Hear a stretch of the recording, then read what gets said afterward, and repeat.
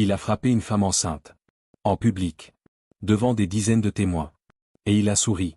Ce soir-là, Julien Moreau pensait que rien et personne ne pourrait jamais le toucher. Il avait tort. Parce que la femme qu'il venait de renverser d'un coup de pied, portait un secret capable de détruire toute sa famille. Et elle le savait. Voici l'histoire de l'homme le plus arrogant de Paris. Et de la chute qui a tout changé. Dégage, idiote, tu vas salir mon manteau.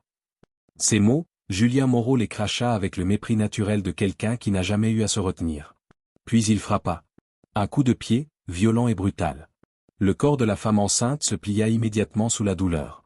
Clara Bernard tomba à genoux sur le sol froid en marbre, les deux mains plaquées sur son ventre comme si ses propres bras étaient le dernier rempart entre ce monde et l'enfant qui grandissait en elle. Autour d'eux, des serviettes blanches étaient éparpillées sur le sol du restaurant. Quelques amis de Julien éclatèrent de rire. D'autres levèrent leur téléphone, avides d'immortaliser chaque seconde.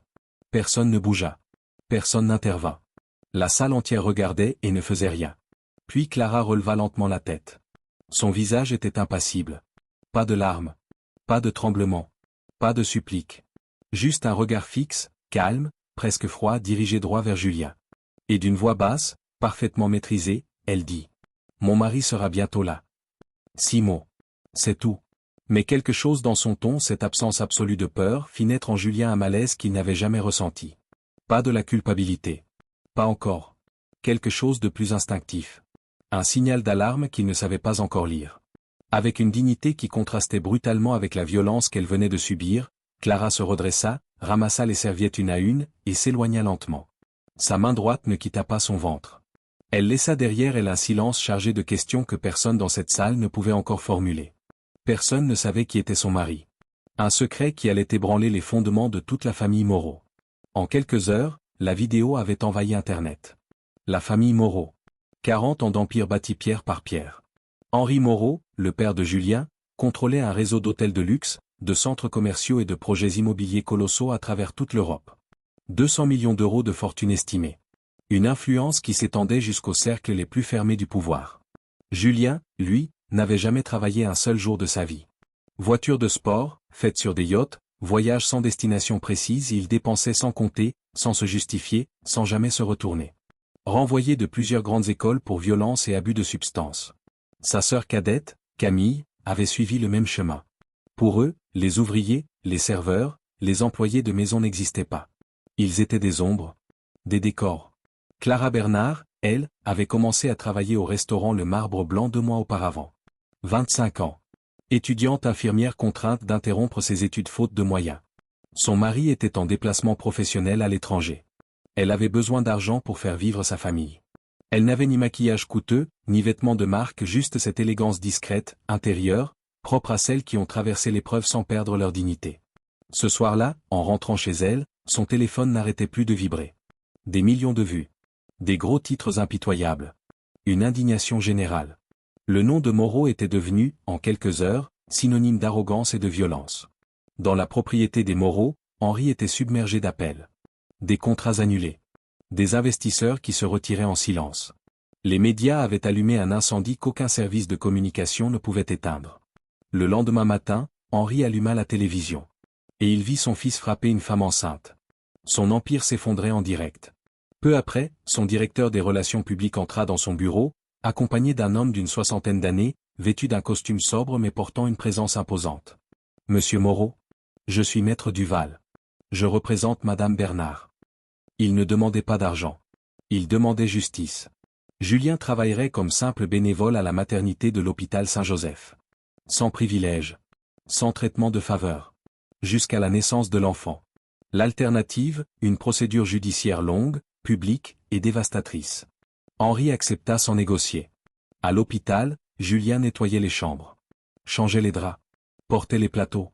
Accomplissait les tâches les plus ingrates, sans exception. Pour la première fois de sa vie, personne ne connaissait son nom de famille. Personne ne le traitait différemment. Il était simplement Julien, le bénévole en blouse bleue. Les premières semaines furent un combat permanent. Il résista. Se plaignit. Tenta d'user de son influence. En vain. Mais peu à peu, quelque chose changea. Il commença à voir les visages. Les vraies peurs. Les vraies douleurs. Les vraies joies de ceux qu'il avait ignorés toute sa vie. Ces gens n'étaient pas des ombres. Ils avaient des noms. Des histoires. Des enfants qui naissaient. Des mères qui pleuraient de soulagement. Jusqu'au jour où il revit Clara. Enceinte de 8 mois. Calme. Forte. Sans la moindre trace de haine dans le regard. Et là, pour la première fois, quelque chose se brisa en lui. Pas la honte froide d'être pris en faute. Quelque chose de plus lourd, de plus vrai. Quelque chose qui ressemblait à de la conscience. Puis vint le jour où la vérité éclata. Dans le bureau d'Henri, des documents étaient éparpillés sur la grande table en marbre. Clara était mariée à Thomas Moreau. Le frère aîné d'Henri. Disparu depuis 15 ans. Non pas mort. Vivant. Décoré par l'armée française pour ses services rendus à la nation. Et marié, 8 mois plus tôt, à Clara Bernard devenue Clara Moreau. Henri prit l'une des photos posées sur la table. Thomas et Clara le jour de leur mariage. Une cérémonie simple. Des collègues militaires autour d'eux. Pas de luxe. Juste de la dignité. Et un amour évident dans chaque regard. Pourquoi ne m'avez-vous pas contacté directement, demanda Henri, la voix brisée. Parce que je voulais voir ce que vous étiez devenu. Clara n'avait pas tremblé. Pas une seule fois. Thomas m'a demandé de travailler quelques semaines dans ce restaurant pour observer comment la famille Moreau traitait les gens ordinaires. Il voulait savoir s'il existait encore une chance de réconciliation. La révélation tomba comme un coup près. Tout n'avait été qu'une épreuve. Atteste. Et la famille Moreau venait d'échouer de la manière la plus brutale qui soit. Henri s'affaissa dans son fauteuil. « Mon fils t'a frappé » murmura-t-il d'une voix étranglée. « Il a frappé la femme de mon frère. » À ce moment-là, la porte du bureau s'ouvrit. Un homme entra. Henri ne l'avait pas vu depuis 15 ans. Mais il le reconnut immédiatement. Thomas Moreau.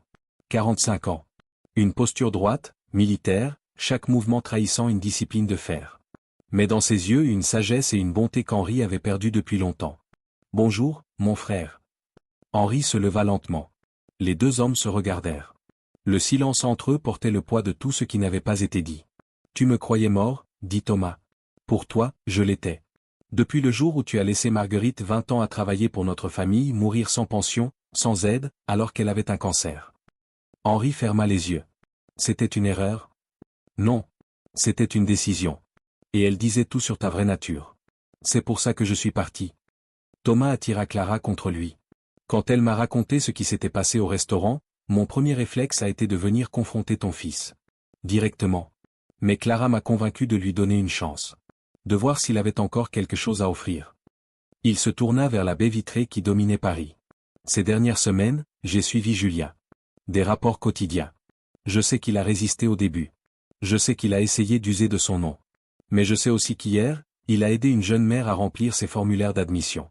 Je sais qu'il est resté tard après une urgence. Il fait de son mieux. Il se retourna. La question est, est-ce un vrai changement ou une mise en scène? Clara se redressa. Nous voulons un dernier test. Notre bébé naîtra dans 2 semaines. Nous voulons que Julien soit là. Qu'il voie la vie qu'il a mise en danger. Qu'il comprenne vraiment ce que ses actes ont signifié. Ensuite, nous déciderons s'il y a encore une famille à reconstruire. Henri regarda son frère. Et s'il ne change pas vraiment? Thomas prit les photos. Alors nous partirons. Pour toujours. Quand ils quittèrent le bureau, Henri resta seul face aux vitres. La ville s'étendait devant lui, cette ville qu'il avait bâtie, dominée, conquise. Et pour la première fois depuis des décennies, il ressentit une peur véritable. Pas la peur de perdre de l'argent. La peur de perdre son frère. Pour de bon, cette fois. La 6e semaine de Julien à l'hôpital fut différente. Il était arrivé tôt, les mains déjà abîmées par le travail. Il ne se plaignait plus de son uniforme délavé ni de l'odeur de désinfectant. Ce matin-là, une jeune femme de 18 ans, Anaïs, arriva prématurément. Terrifiée, seule, et sans le sou. Julien intervint sans hésiter. « Je prends en charge les frais. » Il resta à ses côtés, lui tenant la main, l'encourageant doucement. À la naissance du bébé, un petit garçon en pleine santé, Julien ressentit quelque chose qu'il n'avait jamais éprouvé. Un sens profond. Une raison d'être. Plus tard, Madeleine Lebrun, l'infirmière en chef, lui sourit pour la première fois depuis son arrivée. « Tu as fait quelque chose de bien aujourd'hui, mon garçon. » Cet après-midi-là, Clara vint pour sa dernière visite de contrôle. Elle s'arrêta devant Julien. « Je t'ai observé, dit-elle doucement. Et pour la première fois, je vois un homme qui apprend ce que signifie être digne. » Julien baissa les yeux. « Ce que je t'ai fait ce soir-là, je ne peux pas me le pardonner. »« C'est toi qui l'as fait, » l'interrompit-elle d'une voix ferme. « Ce coup aurait pu me tuer. Aurait pu tuer mon enfant. Mais je peux te faire confiance maintenant. Et cela est plus important que le pardon. » Elle se retourna et s'éloigna, laissant Julien seul avec ces mots qui résonneraient en lui pendant des jours. 3 jours plus tard, à 2 heures du matin, l'alarme d'urgence retentit dans les couloirs. Clara avait commencé le travail. Julien terminait son service de nuit quand il vit Thomas courir dans le couloir, son visage trahissant une peur que même les batailles les plus féroces ne lui avaient jamais inspirée. « Où est le médecin ? Ma femme saigne. » Le médecin de garde arriva aussitôt. Les 2 heures qui suivirent parurent une éternité. Thomas arpentait le couloir comme un lion en cage. Ses mains tremblaient légèrement, seul signe visible de sa terreur intérieure. Après un long moment d'hésitation, Julien s'approcha. « Je peux rester avec toi ?» Thomas s'arrêta. Il le regarda. « Tu n'es pas obligé. »« Si. Je dois. J'ai mis cette femme et cet enfant en danger. Je reste ici jusqu'à ce que je sache qu'ils vont bien. » Ils s'assirent côte à côte sur des chaises en plastique. Le silence entre eux portait le poids de 15 années d'absence, et des dernières semaines de bouleversements profonds. « Quand tu étais enfant, » commença soudain Thomas, « tu me suivais partout. Tu disais vouloir devenir militaire comme moi. » Julien sourit amèrement. « Je m'en souviens. L'armée m'a appris une chose. La valeur d'un homme ne se mesure pas à ce qu'il possède. Elle se mesure à ce qu'il est prêt à faire pour les autres. » À ce moment-là, le médecin sortit du bloc. « Monsieur Moreau, votre femme va bien. Votre fils aussi. » Thomas ferma les yeux. Un long soupir. Puis il se tourna vers Julien. « Viens. Je veux te présenter ton cousin. » Dans la chambre, Clara rayonnait de cette lumière si particulière des mères qui viennent d'accoucher. Elle tenait dans ses bras un petit bébé emmailloté dans une couverture bleue. « Comment l'appellerons-nous » demanda Thomas. « Gabriel. En l'honneur de celui qui protège la famille. » Julien se tenait près de la porte. Cet enfant avait couru un danger à cause de lui. « Julien, approche-toi, » dit Clara. « Je veux que tu le prennes dans tes bras. Pas comme une récompense.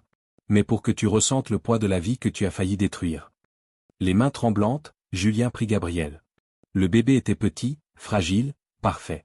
Ses minuscules doigts se refermèrent sur son index. Quelque chose se brisa en lui. Toute son arrogance. Sa froideur. Son mépris.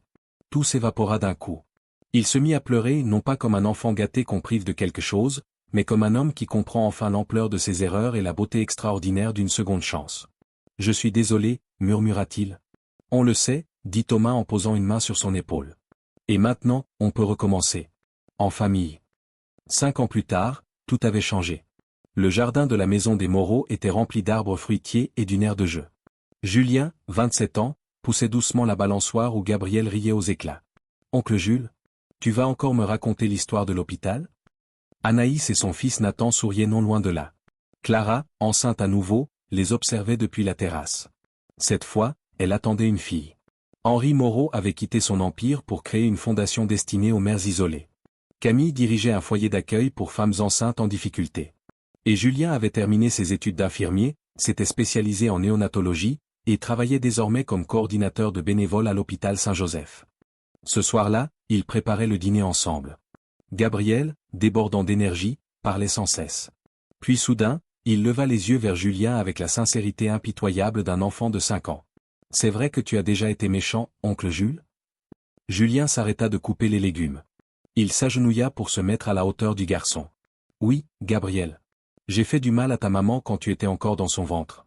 Mais maintenant, j'essaie chaque jour d'être une bonne personne. Parfois c'est facile. Parfois c'est difficile. Mais tu m'aides à me souvenir pourquoi ça vaut la peine d'essayer. » Gabriel réfléchit un instant, avec ce sérieux particulier des enfants qui comprennent bien plus qu'ils n'y paraissent. « Maman dit que les gens peuvent changer s'ils apprennent vraiment à aimer. Elle dit que tu as changé parce que tu as appris à aimer. Est-ce que tu m'aimes, oncle Jules ? » « Je t'aime plus que ma vie, Gabriel. » Ce soir-là, après s'être dit au revoir, Julien rentra lentement chez lui. À un feu rouge, il aperçut une jeune femme enceinte qui marchait avec difficulté, l'air perdu. Sans hésiter, il sortit de sa voiture. « Excusez-moi, mademoiselle. Vous avez besoin d'aide ?» Elle le regarda d'abord avec méfiance. Puis quelque chose dans son regard la rassura. « Je cherche l'hôpital Saint-Joseph. On m'a dit qu'ils aident même ceux qui n'ont pas les moyens. »« J'y travaille, » sourit Julien. « Venez. Je vous y emmène. » En conduisant, il pensa à toutes ces fois où il était passé à côté de personnes dans le besoin sans même les remarquer. Il pensa à Clara. À Thomas. À Gabriel. À cette nuit, 5 ans plus tôt, où tout avait commencé à changer. À l'hôpital, il aida la femme à s'inscrire. Elle reçut des soins immédiatement. De retour à sa voiture, il trouva un mot glissé sous l'essuie-glace. Merci de m'avoir montré qu'il y a encore de la bonté dans ce monde. Sophie. Julien glissa le mot dans son portefeuille, à côté de la première photo où il tenait le nouveau-né Gabriel dans ses bras. Ce soir-là, avant de s'endormir, il écrivit dans son journal.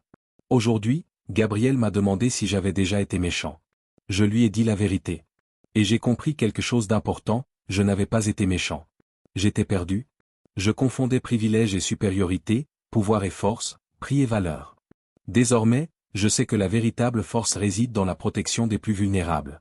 La véritable richesse, c'est l'amour qui donne et reçoit. Gabriel a raison. J'ai changé parce que j'ai appris à aimer. Cette nuit-là, en posant son stylo, Julien resta un long moment immobile dans le silence de son appartement. Par la fenêtre entr'ouverte, les lumières de la ville brillaient doucement, la même ville qu'il avait traversée des milliers de fois sans jamais vraiment la voir. Sans jamais voir les gens qui la peuplaient. Il pensa à Gabriel. À ce petit garçon qui dormait paisiblement à quelques rues de là, sans savoir qu'il avait été, sans le vouloir, le plus grand cadeau de la vie de son oncle. Il pensa à Clara, qui lui avait tendu la main non pas parce qu'il le méritait mais parce qu'elle croyait, au fond d'elle-même, que personne n'est condamné à rester ce qu'il a été. Il pensa à Thomas, qui aurait pu choisir la vengeance, et avait choisi la famille. Et il comprit, une fois pour toutes, que la vraie chance dans une vie, ce n'est pas de naître riche. Ce n'est pas d'avoir du pouvoir, des voitures, un nom qui en impose. La vraie chance, c'est de croiser au moment précis où l'on touche le fond quelqu'un qui croit encore en vous. Quelqu'un qui vous tend la main non pas parce que vous êtes parfait, mais parce que vous êtes capable de mieux. Julien souffla la lumière et s'endormit, le cœur léger pour la première fois depuis longtemps. Dehors, la ville continuait de battre. Et quelque part dans ces rues, des gens se perdaient, se cherchaient, commettaient des erreurs. Certains d'entre eux, peut-être, trouveraient eux aussi leur Gabriel. Leur Clara. Leur seconde chance. Il n'est jamais trop tard pour devenir la personne que l'on aurait toujours dû être.